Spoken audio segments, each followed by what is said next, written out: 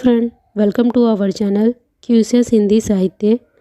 आज मैं आपको यूजीसी नेट हिंदी के सिलेबस का इकाई 1 हिंदी भाषा और उसका विकास से परिचित कराती हूँ। आइए शुरू करते हैं। भारतीय आर्य भाषा के 3 चरण हैं। पहला प्राचीन, फिर मध्यकालीन और आधुनिक। प्राचीन में को 2 भागों में बांटा गया है, वैदिक संस्कृत और लौकिक संस्कृत। वैदिक संस्कृत का जो समय है, अवधि है 2000 ईसा पूर्व से 1000 ईसा पूर्व, और फिर लौकिक संस्कृत 1000 ईसा पूर्व से 500 ईसा पूर्व। प्राचीन के बाद मध्यकालीन। मध्यकालीन को 3 भागों में बांटा गया है, पाली, प्रकृत, अपभ्रंश तथा अवर्ण। पाली का जो समय अवधि है वो 500 ईसा पूर्व से 1 ईस्वी, और फिर प्रकृति का जो समय है वो 1 ईस्वी से लेकर 500 ईस्वी तक है। अपभ्रंश तथा अवर्ण की जो समय अवधि है वो 500 ईस्वी से 1000 ईस्वी तक। मध्यकालीन के बाद आधुनिक। आधुनिक समय अवधि 1000 ईस्वी से लेकर अब तक, जिसमें आपको हिंदी, बंगला, उड़िया, मराठी, गुजराती, पंजाबी, सिंधी आदि सभी भाषाएं हैं।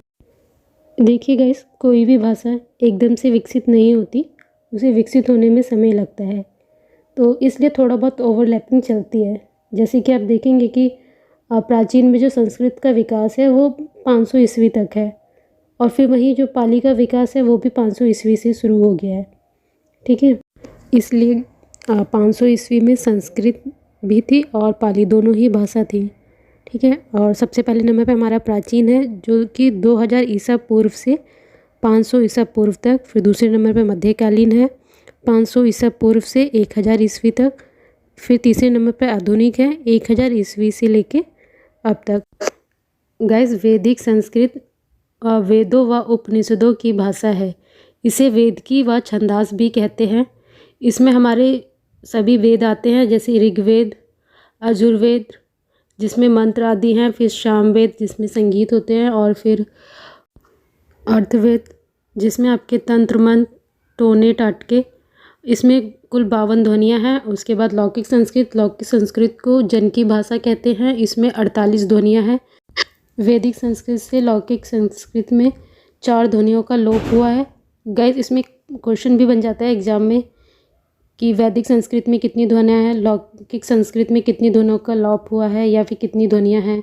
संस्कृत को संस्कारों की भाषा भी कहा जाता है। फिर उसके बाद पाली आती है। पाली को ग्रामीण व मगध की भाषा कहते हैं। इसमें बौद्धिक साहित्य को पालने वाली भाषा भी कहा जाता है। यह आम बोलचाल की भाषा है। फिर उसके बाद प्रकृत भाषा है, जो कि जन भाषा है। ये संस्कृत का सरलीकरण है। इसके बाद नेक्स्ट आपका अपभ्रंश है। अपभ्रंश को मध्यकालीन व आधुनिक आर्य भाषाओं के बीच की कड़ी कहा गया है। अपभ्रंश यानी अशुद्ध। अपभ्रंश का संबंध गुजरों से माना है। अपभ्रंश के मुख्य 3 कवि स्वयंभू, पुष्पदंत और धनपाल। स्वयंभू को तो आपका अपभ्रंश के वाल्मीकि भी कहा जाता है। और गाइस, कई बार नेट जेआरएफ के एग्जाम में क्वेश्चन भी बन चुका है कि अपभ्रंश के वाल्मीकि कौन है, तो वह स्वयंभू है, तो याद रखिएगा। स्वयंभू 7वीं 8वीं सदी के कवि हैं। फिर उसके बाद पुष्पदंत 10वीं सदी के कवि हैं। फिर लास्ट में आपके धनपाल आते हैं। फिर नेक्स्ट है आपका अपवर्ण। अपवर्ण अपभ्रंश का प्रवर्तित रूप है। इस शब्द का सर्वप्रथम प्रयोग वर्ण रत्नाकर में किया है।